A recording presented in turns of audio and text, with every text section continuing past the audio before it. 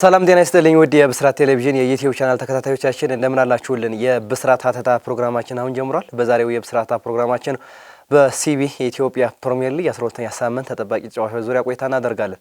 ፕሮግራሙን አዘጋጅቶ ወደ እናንተ በማድረሱ መላኩ ወልደሰንበትና እኔ አንተነህ ታረቀ ከመላው የስቱዲዮ ባለሙያዎች ጋር በጋራ በመሆን አብረናችሁ ቆይታ እናደርጋለን። እስከ ፕሮግራማችን ፍጻሜ ድረስ አብራችሁን ቆዩ።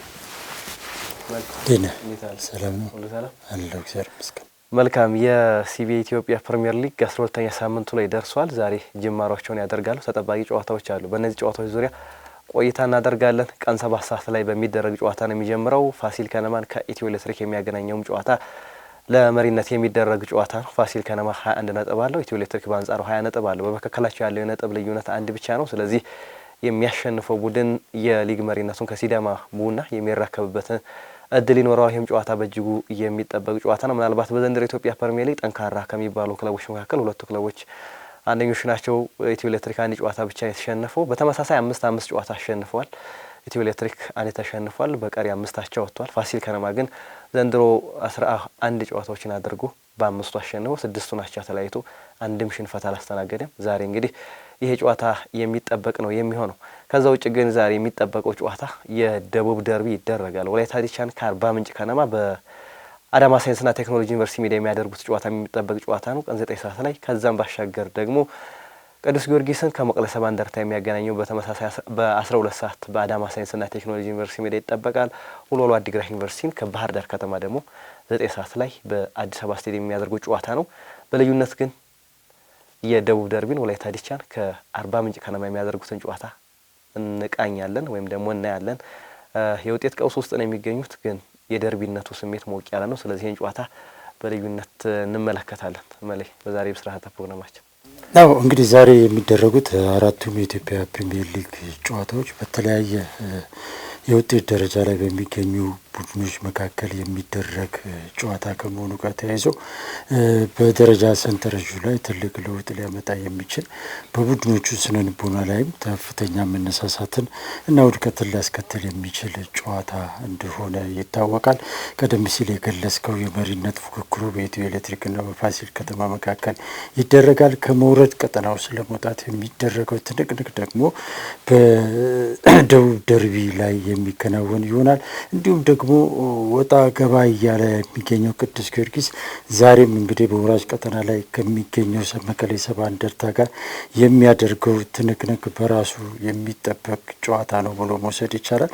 በአጠቃላይ አራቱም ጨዋታዎች ዛሬ የሚጠበቁ አጓጊ ጨዋታዎች ይሆናሉ። በዋናነት ግን እኛ የምንመለከተው የደቡብ ደርቢንና ቅዱስ ጊዮርጊስ ከመቀሌ ሰባ እንደርታ ጋር የሚያደርጉትን ጨዋታ ይሆናል ማለት ነው። መቀሌ ሰባ እንደርታና ቅዱስ ጊዮርጊስ የሚያደርጉት ጨዋታ እንዲሁ ከአሁን ቀደም በነበሩ ታሪኮችንም ስንመለከት ከፍተኛ የመሸነፍ ፉክክር የሚታይበት በርካታ ተመልካች የሚመለከተው ጨዋታ መሆኑ ይታወቃል። የደቡብ ደርቢ ጨዋታም እንደዚሁ ከፍተኛ ቁጥር ያለው ተመልካች የሚከታተለው በሁለቱ ጎረቤታም ክለቦች መካከል ከፍተኛ እግር ኳሳዊ የሆነ ፉክክር የሚታይበት ከመሆኑ ጋር ተያይዞ የሁለቱም ቡድኖች ጨዋታ ለመመልከት ዛሬ ላይ ቅድሚያ ሰጥተናል ማለት ነው። መልካም እንግዲህ 12ኛ ሳምንት የሲቢ ኢትዮጵያ ፕሪሚየር ሊግ አጓጊነቱ እየቀጠለ ምናልባት ጨዋታዎቹ በገፉ ቁጥር እንግዲህ በመሪነት ደረጃም ከወራጅ ቀጠና ለመውጣት የሚደረገው ፉክክር እንዳለ ሆኖ እንግዲህ በተለይ በእንደዚህ አይነት የደርቢ ስሜት ያላቸው ጨዋታዎች ደግሞ የበለጠ ፉክክራቸው ከፍ ብሎ የሚታይበት ነው። የወላይታ ዲቻና የአርባ ምንጭ ከተማ ደግሞ ላቅ ያለ ነው በዚህ ረገድ። ግን አሁን ክለቦቹ ያሉበት ደረጃ ደግሞ በእጅጉ አስቸጋሪ ደረጃ ነው። ሁለቱም ክለቦች አሰልጣኝ ቀይረዋል። ስለዚህ በጊዜያዊነት አሰልጣኝ የአርባ ምንጭ ከተማ እንግዲህ የ11ኛ ሳምንት ላይ አበባው ውጣቆ መርቷል። በመሪነት በጊዜያዊ አሰልጣኝነት ቡድኑን መርቷል። ዛሬ እንግዲህ ሁለተኛ ጨዋታውን የሚያደርገው ምናልባት በዛ ጨዋታ በመቀሌ ሰባ እንደርታ 2-0 ተሸንፏል። ዛሬ እንግዲህ አበባው ቡድኑን እየመራ ምናልባት የመጀመሪያ ድሩን ለማግኘት ወደ ሜዳ ይገባል ተብሎ ይጠበቃል። ወላይታ ዲቻም በተመሳሳይ እንግዲህ 4 ጨዋታዎች ያክል ተቆጥረዋል ማሸነፍ ከቻለ ማለት ነው። እንግዲህ ዛሬ ለማሸነፍም እሱም ወደ ሜዳ ይገባል ተብሎ ይጠበቃል። ሁለቱም ቡድኖች 17ኛና 20ኛ ደረጃ ሆነው ነው ዛሬውን ጨዋታ የሚያደርጉት። ስለዚህ ከወራጅ ቀጠናው ለመውጣት የሚደረግ ትንቅንቅ ስለሆነ ዛሬ በእጅጉ የሚጠበቅ ጨዋታ ነው። ምናልባት ከአርባ ምንጭ ከነማ ጋር ተያይዞ ብዙ ነገሮች እየተባሉ ነው። ባለፈው ጨዋታ ላይ በተለይ በአነቃቂ ንግግር ነው የገቡት። ማን ያዘዋል እሸቱን ጋብዞ ነበር። ነገር ግን ያነቃቂ ንግግር አልሰራም። በመቀለ ሰባ እንደርታ 2-0 ነው የተሸነፉት። እንግዲህ መቀለ ሰባ እንደርታም የመጀመሪያ ድሩን በአርባ ምንጭ ከተማ ላይ አስመዝግቧል ማለት ነው። ዛሬስ ደግሞ ዳግም ከማነቃቃት ሁለተኛ ጊዜ ይሰራል የሚለው የሚጠበቅ ነው የሚሆነው። ለሁሉም ግን የደርቢነት ስሜቱ የበለጠ ስሜትን ይይዛል። ወይም ደግሞ የሁለቱ ቡድኖች ግንኙነት በአካባቢ ያለው የደርቢነት ስሜት ቆንጆ የሚባል ፉክክር የሚደረግበት ጨዋታ ነው። ያሉበትም የአሁናዊ የደረጃ ሰንጠረዥ ከወራጅ ቀጠና ለመውጣት የሚያደርጉት ፉክክር ነው። በእጅጉ የሚጠበቅ ጨዋታ ነው። አዎ ዛሬ እንግዲህ አዞዎቹ በንቦቹ ይነደፋሉ ወይስ ንቦቹ በአዞዎቹ ይዋጣሉ የሚለው ነገር ተጠባቂ ያደርገዋል ይህን ጨዋታ። ቀደም ሲል እንደገለጽከው እንግዲህ እነዚህ ሁለት ቡድኖች ባለፉት 11 ሳምንት ጨዋታዎች ላይ ውጤት አልባ ጉዞ እያደረጉ ነው የሚገኙት። እስካሁን ድረስ አርባ ምንጭ ከተማ አንድም ጨዋታ ማሸነፍ አልቻለም። እንዲሁ በአንጻሩ ወላይታ ዲቻም 2 ጨዋታዎችን ነው ማሸነፍ የቻለው። እስካሁን በሌሎች ጨዋታዎች ላይ ሽንፈትን ነው ያስተናገደው። 5 ጊዜ ኃይል የተሸነፈበት ሁኔታ ነው ያለው። በሌሎች ጨዋታዎች አቻ የወጣበት ሁኔታ ነው ያለው። ስለዚህ ሁለቱም በውጤት ቀውስ ውስጥ ይገኛሉ። በዚህ የተነሳም ሁለቱም አሰልጣኞቻቸውን የቀየሩበት ሁኔታ ነው ያለው። መረጋጋት የሚባል ነገር በእነዚህ ክለቦች ውስጥ የለም። ያም ሆኖ ግን የዛሬው ጨዋታ ከስከዛሬው ከነበረው የተለየ ድባብ የሚኖረው ጨዋታ ነው። ሁለቱ ቡድኖች ምንጊዜም ሲገናኙ በየትኛውም ሁኔታ ውስጥ ይገናኙ እርስ በርስ የሚያደርጉት ጨዋታ ግን ከምንም በላይ ከፍተኛ ትኩረት በተጫዋቾቹ፣ በደጋፊዎቹ፣ በአመራሮቹም ዘንድ ትልቅ ትኩረት የሚሰጠው ጨዋታ ነው። ብዙ ጊዜ ሁለቱ ክለቦች ሲገናኙ ሁለቱ ከተማ ከፍተኛ የመንግስት ባለስልጣናት ሳይቀሩ ለጨዋታው ትኩረት ሰጥቶ በስታዲየም ተገኝቶ ጨዋታዎቹን የሚከታተሉበት ከዛ አልፎ ተርፎ ለተጫዋቾቹ የተለየ ቦነሶች ሁሉ የሚያቀርቡበት ሁኔታ ነው ያለውና በዛሬው ጨዋታ ላይም የሁለቱም ከፍተኛ የመንግስት ባለስልጣናት ይህንን እያደረጉ እንደሆነ እየተሰማ ነው። ለዚህ ጨዋታ ሁለቱም ትልቅ ትኩረት አድርገዋል። ስለዚህ ሁለቱ ጎረቤታም ከተሞች ናቸው። ሁለቱ ከተሞች እንደምታውቀው ከወላይታ አልፈ ነው እንግዲህ አርባ ምንጭ የምታገኘው። የሰዓታት ልዩነት ርቀት ላይ የሚገኙ ናቸው። በጣም በባህል በሃይማኖት፣ በብዙ ነገር ተመሳሳይነት ያላቸው እጅግ በጣም ወንድማማች ህዝቦች ናቸው ሁለቱ ህዝቦች። ነገር ግን እግር ኳስ ላይ ሲመጣ ግን ሁሉም ነገር በልዩነት የሚቆምበት ሁኔታ ነው ያለውና አንዱ በሌላው መሸነፍን ፈጽሞ አይፈልጉምና ለጨዋታው ትልቅ ትኩረት ይሰጣሉ። እግር ኳስ ወዳድ የሆኑት ብቻ ሳይሆኑ እግር ኳስን ጭምር የማይወዱት ሳይቀሩ ሁለቱ ቡድኖች ሲገናኙ ለጨዋታው የኔነት ስሜቱ በጣም ጎልቶ ይወጣል። የማንነት ስሜታቸው በጣም ጎልቶ ይወጣልና ይሄ ጨዋታ ከእግር ኳስም በላይ የሆነ ጨዋታ ነውና ለሁለቱ ከተሞች። ስለዚህ የዛሬው ጨዋታ በተጫዋቾቹ ዘንድ ከፍተኛ መነቃቃቶች ይታያል ተብሎ ነው የሚጠበቀው። ቀደም ሲል የገለጽከው ይሄ ከማን ያዘዋል ጋር ተያይዞ የማነቃቃት ስራዎችን አርባ ምንጭ ከተማ አሁን ካለበት ሁኔታ አንጻር መስራቱ ወይም ለዛ ነገር ትኩረት ማድረጉ ክፋት የለውም። ነገር ግን ያ ስራ ግን በማን ነው መሰራት ያለበት የሚለው ነገር ግን በጣም ትልቅ ጥያቄ ነበር። ባለፈው ጨዋታ ላይ እኔም እንግዲህ አዘን ላይ ቢሆን ሁኔታውን ተከታትዬ ነበረ። በነገራችን ላይ ማን ያዘዋል አርባ ምንጭ ከተማ ላይ እንዲህ አይነት ስራ ለመስራት ካሰበ በጣም ቆይቷል። በተለያዩ ጊዜያቶች ሙከራ ያደርጋል። ያው እሱም የእሱ ወዳጆች የሆኑ በተደጋጋሚ ጊዜ ለአሰልጣኝ በረከት ደግሞ እና አሰልጣኝ ቡድኑ አባላት ጥያቄ አቅርበዋል። ደጋፊዎች እሱ እየመጣ ይህን ስራ እንዲሰራ ከመጀመሪያው ጀምሮ ጥረቶች ይደረጋሉ፣ ከዚህ በፊትም እንደዚሁ። ነገር ግን አሰልጣኝ በረከት ደግሞ ግን ይህንን ጉዳይ ሊቀበል አልቻለም ነበር። በርካታ ጊዜ ጥያቄውን ውድቅ እንዳደረገ መረጃዎች አሉኝ። ከሱ በኋላ ሌሎች የስነ ልቦና ባለሙያዎች እንዲመጡ ያደረገበት ሁኔታ ነበር። አምና እንደዚህ አድርጓል በረከት፣ ዘንድሮ ላይ የሆነ ጊዜ ላይ ያደረገ ይመስለኛልና ትልቁ ጥያቄ የነበረው ማን ያዘዋል በሌሎች ስራዎቹ በጣም የሚታወቅ የተለያዩ ስራዎችን የሰራ ራሱን ችሎ በራሱ መንገድ እየሄደ ያለ ባለሙያ እንደሆነ ይታወቃል።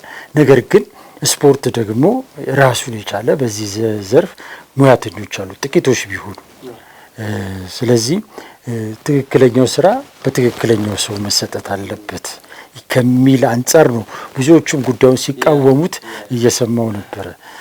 ያየው ነበር የሙያው ነገር እንዳለ ሆኖ ማለት ምናልባት ማን ያዘዋል እግር ኳስ የሚሰጠው ቦታ እሱ በራሱ ደግሞ ሌላ ነገር ሆኖ አሁን በደንብ ያገዘፈበት ያ ይመስለኛል። እግር ኳስን በደንብ ሲገልጽበት የነበረው ከዚህ በፊት ፍጹም ለእንደዚህ አይነት ነገር የማይመቹ ነገሮች ናቸው። እግር ኳስን ይሄ የስራ ፈቶች መዋያ አይነት ነገር አድርጎ ነበር ማን ያዟል የሚመለከቱ። ስለዚህ እግር ኳስን የስራ ፈቶች ስራ አድርጎ የሚመለከት ሰው እንዴት ወደዛ ስራ መጥቶ አሁን ስለ እግር ኳስ ሊወራ ይችላል የሚለው በብዙዎች ዘንድ ተቀባይነት ያሳጣው ያ ነው። በእርግጥ ከቅንነት ያንን ነገር ሊወስደው ይችል ይሆናል ክለቡን ለመርዳት በአካባቢው ስሜትም ግን ያ አንደኛ በሙያዊ የስፖርት ሳይኮሎጂውና አሁን እሱ ያለበት ዘርፍ የተለያየ ነው። ሁለተኛ ደግሞ እግር ኳስን እሱ የሚረዳበት መንገድ ልክ አይደለም በሚለው ነገር ነው ሰዎች ይመስለኛል ማን ያዘዋል። አሁን ያው እዚህ ጉዳይ ዋና ርዕሳችን ባይሆንም መጀመሪያ አካባቢ ኢንቴንሽኑ እሱ አይመስለኝም። አሁን እግር ኳስን ዝቅ የማድረግ እግር ኳስን የመጥላት እግር ኳስ ለሰው ልጅ አስፈላጊ አይደለም የሚል አመለካከት ኖሮት አይመስለኝም። ነገር ግን አንዳንድ ጊዜ ለኳሱ የምንሰጠው ቦታ ከግል ሕይወታችን ጋር የተጣጣመ አይደለም የሚል እሳቤውን ለማመልከት ያሰበ ነው የሚመስለኝ እንደግል። እንግዲህ እሱን ትክክለኛ ኢንቴንሽኑን ራሱ ብቻ ሊያውቀው ቢችልም ነገር ግን ለእግር ኳስ የምንሰጣቸው ቦታዎች አንዳንድ ጊዜ ስራ ገብተህ ስራ መስራት እያለብህ ቁጭ ብለህ ስራህን ትተህ ስለ ኳስ ብቻ ሲያወሩ የሚውሉ ብዙ ወዳጆቻችን አሉ፣ የምናውቀው ነገር ነው። እና እግር ኳስ የግል ህይወትን የግል ማንነትህን ሊጎዳ ሊነካ አይገባም። ስለዚህ ለእግር ኳስ የምትሰጠው ቦታ አለ፣ ለግል ህይወት ለግል ስራ ደግሞ ተገቢውን ቦታ ስራ መስጠት አለብህ የሚለውን ነገር ለማሳየት ብሎ የፈለገ ይመስላል። ግን የገለጸበት መንገድ ግን መልካም ሊባል የሚችል አልነበረም። በሌላ መልኩ መግለጽ ሲችል በዛ መልኩ መግለጹ ትክክልና ተገቢ አይደለም። ዞሮ ዞሮ ከዛ በላይ እኔ አሁን ላይ የሚያሳስበኝ ትክክለኛ ሰው በትክክለኛ ቦታ ላይ መገኘት አለበት የሚለው ነገር የሚያስማማ ይመስለኛል። አሁን በቀደሙ ጨዋታ ላይ እሱ ተጫዋቾቹን አነቃቅቻለሁ ነው ብሎ የሚለው ወይም እንዲነቃቁ ነው ክለቡም ያንን እድል ያመቻቸው። ነገር ግን ተጫዋቾቹ ደግሞ በዛ ጨዋታ ላይ ተመልክተ ከሆነ ከሌላው ጊዜ በተለየ ተዳክመው እንኳን ሊነቃቁ የነበራቸውንም አጥተው ነው የተመለከትከውና እንደዛ ቀን የደከመ አርባ ምንጭን ተመልክተን አናውቅምና ምንም መሻሻል ለውጥ አልነበረም፣ ሊኖርም አይችልም። በአንድ ቀን እንደዚህ አይነት የስነ ልቦና ጉዳይ እንግዲህ በአንድ ቀን የምትገነባው ነገር አይደለም። ሂደቶች ይፈልጋል፣ ጊዜ ይፈልጋል። ለጨዋታ ሊገቡ ሰዓታት እየቀራቸው እንዲህ አይነት ነገር አምጥተ መነጋገር ከባድ እንኳን እሱን አይደለም የጨዋታ ቀን ስለ ጨዋታው አሰልጣኙ እንኳን ታክቲክ ፕሪማች አላቸው። እዛ ላይ እንኳን ከ15 ደቂቃ በላይ ቆይታ አያደርጉም ተጫዋቾቹ። ስለዚህ ተጫዋች ደግሞ ብዙ ጊዜ ስልቹ ነው። በእንደዛ አይነት ነገር የአእምሮ ነጻነትን ይፈልጋል። አዎ የዛን ቀን ከዛ የበለጠ የነሱ ትኩረት ሌላ ቦታ ነው። እሱ ሄዶ ደግሞ የገለጸበት መንገድ ልጆቹን ያስተማረበት መንገድ ደግሞ ልጆቹ በእለቱ ከሚፈልጉት ግብአት ጋር የሚጣጣም አልነበረምና በሚፈልገው ደረጃ ውጤት አምጥቷል ብሎ መውሰድ አይቻልም። ስለዚህ እንዲህ አይነት ነገር ትክክለኛ ሰዎች በትክክለኛ ቦታ ላይ ተገኝተው ተገቢውን ስልጠና ተገቢውን ስራ መስራት አለባቸው። በዚህ አጋጣሚ መናገር የምፈልገው የአርባ ምንጭም ሆነ የሌላ ክለብ አመራሮች ሁልጊዜ እንደዚህ አይነት የውጤት ቀውስ ሲገጥሙ የስነ ልቦና ባለሙያ እያሉ እያመጡ የሚያስተምሩበት መንገድ መቆም መቻል አለበት። በቃ ስልጠናው ያስፈልጋል ለተጫዋቾቹ። ስለዚህ የሚያስፈልግ ከሆነ በቋሚነት ነው መሰጠት ያለበት እንጂ ዛሬ ስትሸነፍ እያመጣ የምታስተምርበት ስታሸንፍ ዝም የምትልበት ስራ አይደለም የስነ ልቦና ሙያ። ስለዚህ በቋሚነት ክለቦቹ መቅጠር መቻል አለባቸው። እያንዳንዱ ክለብ ያስፈልገዋል፣ እያንዳንዱ ተጫዋች ያስፈልገዋል። ስለዚህ ይሄ ታምኖ ወደዛ ነገር ቢገባ መልካም ነው ብዬ ነው ማስበው። እንደ አጠቃላይ ግን አርባ ምንጭ ከተማ በታሪኩ ገጥሞት የማያውቀው ውጤት ነው እየገጠመው ያለው። እስካሁን አንድም ጨዋታ አላሸነፈው። ወደ ኋላ ሄደ የተለያየ ጊዜ ያደረጋቸውን ተሳትፎ ብትመለከት እንደዚህ አይነት ደካማ ውጤት ገጥሞት አያውቅም። ለመጀመሪያ ጊዜ እየገጠመው ነውና በከፍተኛ ቀውስ ውስጥ የሚገኝ ቡድን ነው። ዞሮ ዞሮ ግን ዛሬ በየትኛው ውጤት ውስጥ ይሁን ጨዋታው የሚጠበቅ ነው። የሚጠበቅ ጨዋታ ነው። ምናልባት አርባ ምንጭ ከተማ እንግዲህ እስካሁን በሊጉ 11 ጨዋታዎች ተደርገዋል። ያላሸነፈው ብቸኛው ቡድንም አርባ ምንጭ ከተማ ነው። እንግዲህ የመጀመሪያ ድሩን ለማስመዝገብ ዛሬ እንግዲህ ብርቱ ተጋድሎውን ያደርጋል ተብሎ ይጠበቃል። ምናልባት የሁለቱ ቡድኖች ግንኙነት ከዚህ በፊት የ10 ጊዜ ግንኙነት ስንመለከት ወላይታ ዲቻ የበላይነት አለው፣ 4ቱን አሸንፏል። ቀሪ አንዱን አርባ ምንጭ አሸንፏል። ቀሪ 5 ጨዋታዎች ደግሞ በአቻ ውጤት የተጠናቀቁበት ነው። ስለዚህ የሚያመዝ ነው። የአቻ ውጤቶች ያመዝኑበታል። ጨዋታው ምን ያክል ብርቱ ፉክክር የሚደረግበት እንደሆነ ለእጅ ላለመስጠት ብርቱ ፉክክር የሚደረግበት ጨዋታ እንደሆነ መመልከት እንችላለን። የዛሬው ደግሞ የበለጠ ለሁለቱም ቡድኖች ውጤቱ በእጅጉ አስፈላጊ ውጤት ነው።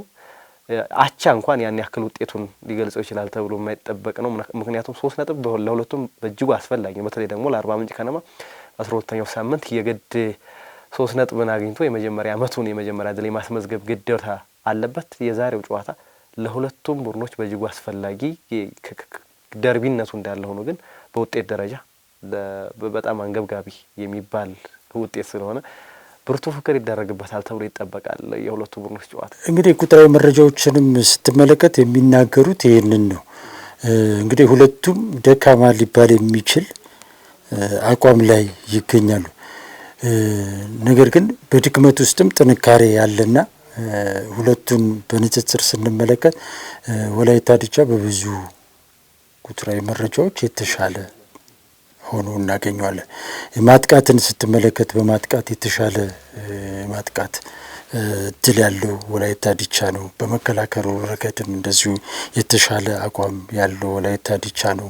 በኳስ ቁጥጥር ስትመጣም እንደዚሁ የተሻለው እንዲያውም እዚህ ጋር ብልጫ የሚያገኘው አርባ ምንጭ በዚህ ነው።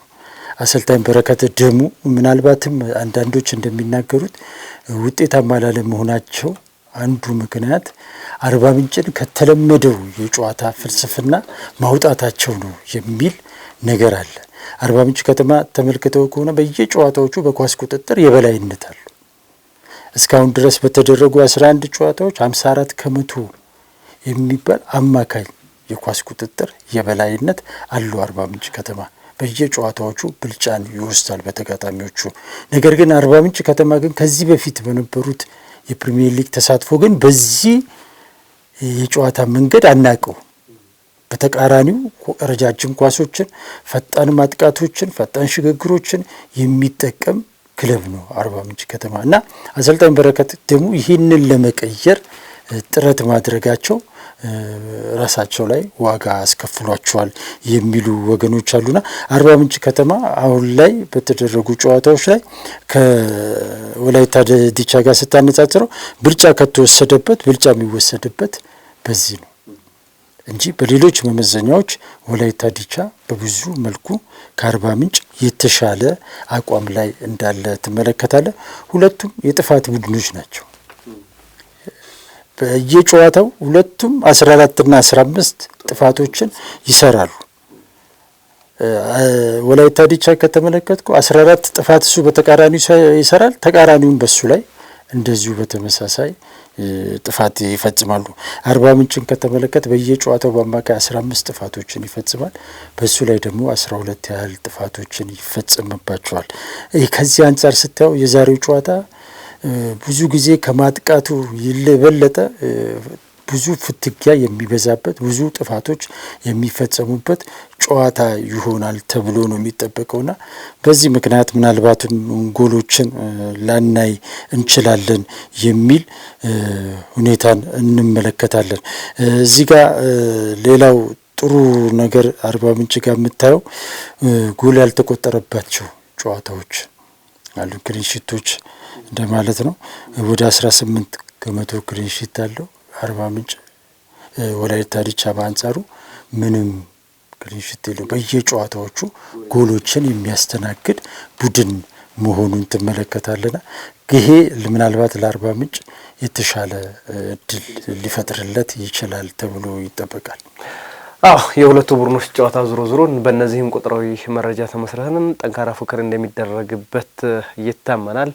ቀደም ብለን እንዳነሳ ነው ውጤቱ ያስፈልጋቸዋል። ስለዚህ ብርቱ ፉክክር እንደሚደረግበት ምንም ጥያቄ የለውም። ይህ ጨዋታ እንግዲህ 9 ሰዓት ላይ በአዳማ ሳይንስና ቴክኖሎጂ ዩኒቨርሲቲ ሜዳ የሚደረግ ጨዋታ ነው። ሌላኛው ተጠባቂ ጨዋታ ምሽት 12 ሰዓት ላይ ቅዱስ ጊዮርጊስን ከመቀለ ሰባ እንደርታ የሚያገናኘው ጨዋታ ተጠባቂ ነው። ምናልባት ቅዱስ ጊዮርጊስ አሁን ወጣ አቋም ማሳየት አልቻለም። ወጣ ገባ ያለ አቋም እያሳየ ነው የሚገኘው። መቀለ ሰባ እንደርታ በአንጻሩ አሰልጣኝ ጌታቸው ዳዊትን ካሰናበተ በኋላ እንግዲህ አዲስ አሰልጣኝ መቅጠሩ ተሰምቷል።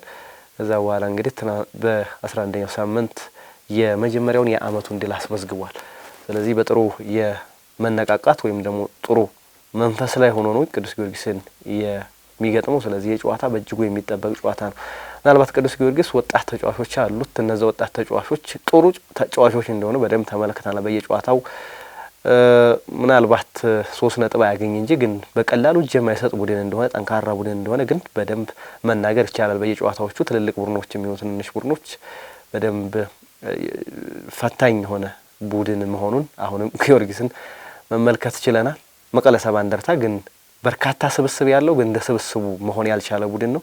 ምናልባት አሁን በአዲሱ አሰልጣኝ ያ ነገሮች ተቀርፎ የሚመጣ ከሆነ መቀለ ሰባ እንደርታ ወደ ጥሩ ፎርም ይመለሳል ተብሎ ይታመናል። የዛሬው ጨዋታ ተጠባቂ ነው። የሁለቱ ቡድኖች ጨዋታ ዛሬ እጅግ በጣም ጠንካራ ሊባል የሚችል በጣም በታክቲክ የታሰረ ጨዋታ ሊሆን ይችላል ተብሎ ነው የሚጠበቀው። ሁለቱ ቡድኖች እንግዲህ ባለፉት 5 ጨዋታዎች ማሸነፍ የቻሉት አንድ ጨዋታ ብቻ ነው።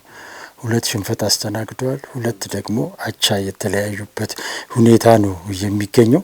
እንግዲህ ባለፉት 5 ጨዋታዎች ቅዱስ ጊዮርጊስ ባለፉት 3 ጨዋታዎች ላይ ነጥብ መውሰድ አልቻለም። መቀሌ በአንጻሩ በመጨረሻው ጨዋታ ላይ ወደ ማሸነፍ የተመለሰበት ሁኔታ አለ። የመጀመሪያው ድሉ ሆኖ ተመዝግቧል። ይህም ከፍተኛ መነቃቃትን በቲሙ ላይ እንደፈጠረ በጨዋታ ወቅት የተመለከትንበት ሁኔታ ነው ያለው። ከፍተኛ ደስታን ፈጥሯል። ይህ ደስታ ደግሞ በተለይም የአሰልጣኝ ለውጥ ባደረጉበት ወቅት ላይ መሆኑ በቡድኑ ላይ በአሰልጣኙ ላይ የሚፈጥረው መነሳሳት እጅግ ከፍተኛ ነው ተብሎ ነው የሚጠበቀው።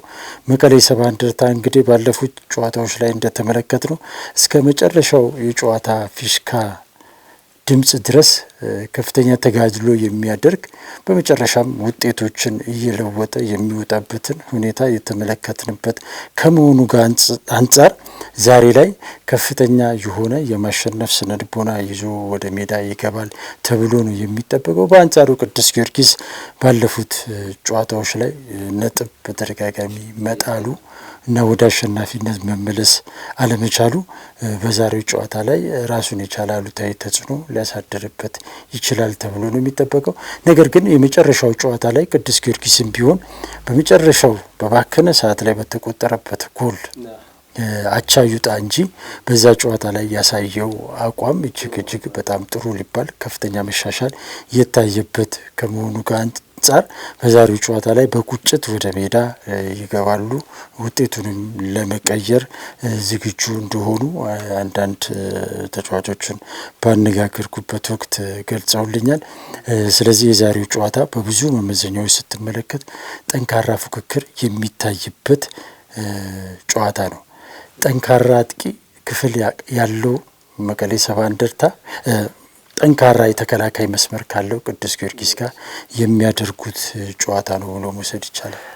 የሁለቱ ቡድኖች ጨዋታ በደንብ የሚጠበቅ ጨዋታ ነው። ምናልባት የመቀለ ሰባ እንደርታም ከተጫዋቾች ስብስቡ አንጻር ጥሩ የሚባል ነው። ግን ቅዱስ ጊዮርጊስ ግን በደንብ ምናልባት ይሄ የጨዋታዎችን ማኔጅ ከማድረግ አንጻር ምናልባት ከብስለትም አንጻር አያይዘን የምንረዳቸው ነገሮች ይኖራሉ ተብሎ ይታሰባል። በተለይ ጨዋታዎችን ጎል ካስቆጠሩ በኋላ ታይም ማኔጅ ለማድረግ የሚሄዱበት መንገድ ያኛው መንገድ ምናልባት ባለፈው ጨዋታ ያንን ነገር ያሳጣቸው ይመስላል። ግን ቅዱስ ጊዮርጊስ ግን በቀላሉ እጅ የማይሰጥ በደንብ የመጫወት አፒታይት ያላቸው ልጆችን በደንብ ያዘ እንደሆነ በደንብ ተመልክተናል። በየጨዋታዎቹ የሚያሳዩት ብርቱ ተጋድሎ ልጆቹ ምን አይነት የመጫወት ፍላጎት እንዳላቸው በደንብ ያንን የያዘ ቡድን ስለሆነ ምናልባት አሁን ላይ እስካሁን ራሱ እነዚህኞቹን ጨዋታዎች ላቻ ነጥብ ቢጥልም ግን ባቸው ውጤት የመጨረሳቸው ምስጢሩ ያ እንደሆነ በደንብ መመልከት ችለናል። የተጫዋቾቹ የመጫወት ፍላጎት ከፍተኛ እንደሆነ በደንብ ተመልክተናል። ግን መቀለ ሰባ እንደርታ ቀደም እንዳልከው በአዲሱ አሰልጣኝ የመጀመሪያውን ድል አስመዝግቧል። ከዛ በኋላ ዛሬ ደግሞ ያንን ድል ለማስቀጠል በጥሩ የማሸነፍ ሞራል ላይ ሆነው ነው ወደ ሜዳ የሚገቡት። ብርቱ የመሸናነፍ ፉክክር የሚደረግበት ጨዋታ ይሆናል ተብሎ ይጠበቃል። ምናልባት ምሽት 12 ሰዓት የሚደረግም ጨዋታ ስለሆነ ጥሩ የኳስ እንቅስቃሴዎችንም የምናይበት ጨዋታ ይሆናል ተብሎ ይጠበቃል። ምናልባት ቀዝቃዛም ከመሆኑ አንፃር ከ9 ሰዓቱ ጨዋታ አዳማ ሞቃት ነው በዚህ ሰዓት፣ ግን ይሄኛው ጨዋታ ግን በቀዝቃዛው አየር ላይ በመደረጉ ጥሩ እንቅስቃሴ ይደረግበታል ተብሎም ይታሰባል ይሄኛው ጨዋታ። ይሄ ጨዋታ እንግዲህ በብዙ መመዘኛዎች ቁጥራዊ መረጃዎችንም ስትመለከት ብዙ ጠንካራ የሆነ ፉክክር ሊደረግበት እንደሚችል የሚያሳይ ነው። ቅዱስ ጊዮርጊስ እስካሁን ባደረጋቸው ጨዋታዎች ላይ በኳስ ቁጥጥር የበላይነት የሚያምን ቡድን መሆኑን ተመልክተናል። ቅዱስ ጊዮርጊስ ከዚህ በፊት እንግዲህ ኳሶችን ቶሎ ቶሎ ወደ ተቃራኒ ሜዳ ክፍል በመውሰድ በፈጣን ማጥቃት የሚጫወት ቡድን እንደሆነ ይታወቃል።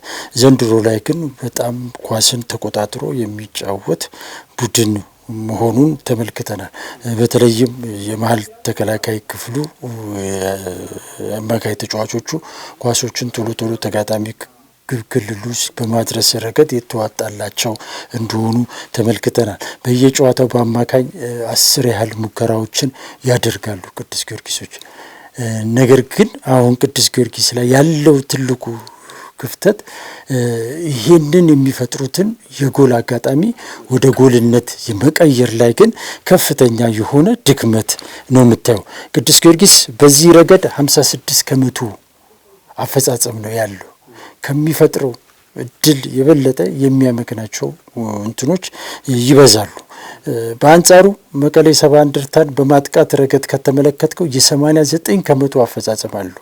የሚያገኛቸውን የጎል አጋጣሚዎች ወደ ጎልነት የመቀየር እድሉ እጅግ በጣም ከፍተኛ ነው። መቀሌ ሰባ እንደርታ ቶሎ ቶሎ በፈጣን ሽግግር ጎሎች ጋር ይደርሳሉ። የሚያገኙትን አጋጣሚዎች ደግሞ ወደ ጎልነት ይቀይራሉ። ስለዚህ አጥቂ መስመሩ ላይ ጥሩ ጎል ጨራሽ የሆኑ የማጥቃት ባህሪ ያላቸው ተጫዋቾች አሉት ማለት ነው መቀሌ ሰባ እንደርታ። መቀሌ ሰባ እንደርታ በአንጻሩ እንግዲህ እንደ ድክመት የምትወስድበት የተከላካይ ክፍሉ ነው። የተከላካይ ክፍሉ በአንጻሩ ጎሎችን በቀላሉ የሚያስተናግድ ቡድን ነው። ከ100% በላይ ጎሎች ይቆጠርበታል መቀሌ ሰባ እንደርታ በየጨዋታው። ስለዚህ ይሄ የመቀሌ ሰባ እንደርታ ትልቁ ድክመት ነው። በአንጻሩ ቅዱስ ጊዮርጊስ 51% ነው ጎሎች ነው የሚቆጠርበት። ጥሩ ሊባል የሚችል የተከላካይ ክፍል አለው። በ0.5464 ጎልን የሚያስተናግደው በጨዋታ ቅዱስ ጊዮርጊስ። ስለዚህ ጥሩ ሊባል የሚችል የተከላካይ ክፍል አለው። ይሄ የተከላካይ ክፍል ደግሞ በጣም ወጣት በሆኑ ኢነርጄቲክ በሆኑ ተጫዋቾች የተገነባ ከመሆኑ አንጻር በቀላሉ ጎል የማይቆጠርበት ቡድን ነው። ስለዚህ በዛሬው ጨዋታ ላይ እንግዲህ ጠንካራው የመቀሌ ሰባ እንደርታ አጥቂ ከጠንካራው የቅዱስ ጊዮርጊስ ተከላካይ ጋር የሚያደርጉት ትንቅንቅ ይጠበቃል። በአንጻሩ ቅዱስ ጊዮርጊሶች እንደዚሁ ጎል ጋር ቶሎ ቶሎ የሚደርስ የአጥቂ ክፍል አላቸው፣ የአማካይ ክፍል አላቸው። ያ ደግሞ ደካማውን የመቀሌ ሰባ እንደርታ የተከላካይ ክፍል እድል ከሰጣቸው ውጤቱን ሊቀይሩ የሚችሉ ተጫዋቾችም ቅዱስ ጊዮርጊስ አለውና ይሄ የቁጥራዊ መረጃ የዛሬውን ጨዋታ ይበልጥ ተጠባቂ የሚያደርገው ይመስለኛል። በሁሉም በቁጥራዊ መረጃም በአጠቃላይ ባላቸው ስብስብ አንጻርም በደንብ የሚጠበቅ ጨዋታ ነው። ምናልባት መቀሌ ሰባ እንደርታም ወደ አሸናፊነት መመለሱ ይሄኛው ጨዋታ በደንብ ሊጠበቅ ያደርገዋል። ከአሰልጣኝ ቅያሬው ማግስት ሌላኛውን ድል ለማስመዝገብ ወደ ሜዳ ይገባል ተብሎ ይጠበቃል። እንግዲህ ይሄኛው ጨዋታ በደንብ የሚጠበቅ ጨዋታ ነው። የምሽት 12 ሰዓት ጨዋታ ነው። ምናልባት ያላነሳነው ጨዋታ ወልዋሎ ዓዲግራት ዩኒቨርሲቲን ከባህር ዳር ከተማ የሚያገናኘው በአዲስ አበባ ስቴዲየም ቀን 9 ሰዓት ላይ የሚደረግ ጨዋታ አለ። ባህር ዳር ከነማ የተጠበቀውን ያክል መንቀሳቀስ አልቻለም። አሁንም ወጥ አቋም ማሳየት ያልቻለ ቡድን ነው። ወጣ ገባ አቋምን እያሳየ ነው የሚገኘው የደጋረጋል የግዛው ቡድን። የወልዋሎ ዓዲግራት ዩኒቨርሲቲ እንግዲህ እዛው ደረጃ ላይ ምናልባት ለአሰልጣኝ ግርማ ታደሰ ማራዘሚያን ሰጥቷል። ግን አሁንም ነገሮቹ በደንብ በሚፈለገው መንገድ እየሄዱ አይደለም። አሁንም ጫናው እንዳለ የሚነግሩ ነገሮች አሉ። ሜዳ ላይ ያለው እንቅስቃሴም እንዳለ ሆኖ ማለት ነው። ምናልባት ይሻሻሉ ነገሮች አሉ ከማስጠንቀቂያ ደብዳቤው በኋላ። ግን አሁንም ቢሆን ከዛ ስጋት ቀጠና ውስጥ መውጣት የግድ ይላቸዋል። ስለዚህ የዛሬው ጨዋታ ሁለቱም ቡድኖች በአጠቃላይ የሚደረጉት ጨዋታዎች ዛሬ የሚደረጉት ሁሉ ጨዋታዎች በጣም ብርቱ ፉክክር የሚደረግባቸው ጨዋታዎች ናቸው ተብሎ ይጠበቃል። በእርግጥ የደረጃ ሰንጠረዡን ስናይ ወደ ላይ ከአጋማሽም በታች ያሉት ከአጋማሽ በላይም ያሉት ለመሪነትም ከወራጅ ቀጠና ለመውጣትም የሚደረገው ትንቅንቅ ብርቱ ነው። ምናልባት ያላቸው የነጥብ ልዩነት ተቀራራቢ የሚባል የነጥብ ልዩነት ነው ያለው። ስለዚህ ሊጉ በደንብ ተሳስሮ እየሄደ እንዳለ በደንብ ተመልክተናል። ስለዚህ የኛውም ጨዋታ ተጠባቂ ነው። ትንሽ እንሰውና ምናልባት አቻ ውጤት ነው እኔ የምገምተው። ምናልባት ወልዋሎን ከባህር ዳር ሁለቱም ጠንካራ ይሆናሉ ብዬ አስባለሁ። ግን የባህር ዳር ከነማ ብዙ ፎርሙን ያላገኘ ቡድን ነው። ምናልባት የመጀመሪያው ጨዋታ እኔ ይሄኛው ቡድን ጥሩ ቡድን ነው ብዬ አስቤ ነበር። ሀዲያ ሆሳዕናን 3-1 ያሸነፉበት ጨዋታ በደንብ ጥሩ ጨዋታ ነበር በእንቅስቃሴ ደረጃ። ግን ያኛው ባህር ዳር ከነማ ሁለተኛው መድገም አልቻለም። በሁለተኛው ሳምንት ለምን እንደው አልገባኝም። አሁንም ግን ፎርሙን ያጣ ቡድን በደንብ ፎርሙን ያጣ ቡድን እንደሆነ ተመልክተናል። በሌሎች ጨዋታዎች ላይ ያንን ነገር መድገም አልቻለም። በሌሎች ጨዋታዎች ላይ ፎርሙን ያጣ ያልኩበት ምክንያት ያ ነው። ያኛውን ያንን ከለር ያንን ፍሌቨር ማግኘት አልቻለም በሌሎቹ ጨዋታዎች ላይ። ስለዚህ በሌሎች ጨዋታዎች ላይ ያሉ ውጤቶችስ ምን ይሆናሉ? ምናልባት የሚመለሱበት እድል ሊኖረው ይችላል። በእርግጥ ቅዱስ ጊዮርጊስ ከመቀሌ ሰባ እንደርታ በአቻ ውጤት ያመዝናል። እሱኛውን በጣም ከባድ ጨዋታ ነው። ምናልባት አርባ ምንጭ ከወላይታ ዲቻ ይሄኛውን ጨዋታ ወላይታ ዲቻ የሚያሸንፍ ይመስለኛል። ለወላይታ ዲቻ እድሉን እሰጣለሁ። ፋሲል ከኢትዮ ኤሌክትሪክ አቻ ውጤት። ምናልባት ተመሳሳይ ያጨዋወት መንገድ ያላቸው ቡድኖች ናቸው። ፋሲል ከኤልፓ ያኛው ሁለቱም ጠንካራ ተከላካይ ያላቸው ናቸው በተመሳሳይ። ስለዚህ እሱም በአቻ ውጤት የሚጠናቀቅ ይመስለኛል። ያው በአቻ ውጤት ወላይታ ዲቻ ከአርባ ምንጭ በዲቻ ይጠናቀቃል ብዬ አስባለሁ። ስለ አብዛኞቹ ጨዋታዎች በአቻ ውጤት የሚጠናቀቅ እድል እንዳላቸው መናገር ይቻላል መናገር ይቻላል። ስለዚህ እነዚህ የ12ኛ ሳምንት የሲቢ ኢትዮጵያ ፕሪሚየር ሊግ ዛሬ ሲጀምር ተጠባቂ መርሃ ግብሮች ናቸው። ውድ ተመልካቾቻችን በ12ኛ ሳምንት ተጠባቂ ጨዋታዎች ዙሪያ ቆይታ አደረግንበት። የዛሬው የብስራት ፕሮግራማችን የተከታተላችሁትን ይመስላል። ያላችሁን ሀሳብ አስተያየት፣ እንዲሁም ደግሞ የጨዋታ ግምታችሁን በኮሜንት ሴክሽን ላይ አካፍሉን። ሰናይ ጊዜን ተመኘን።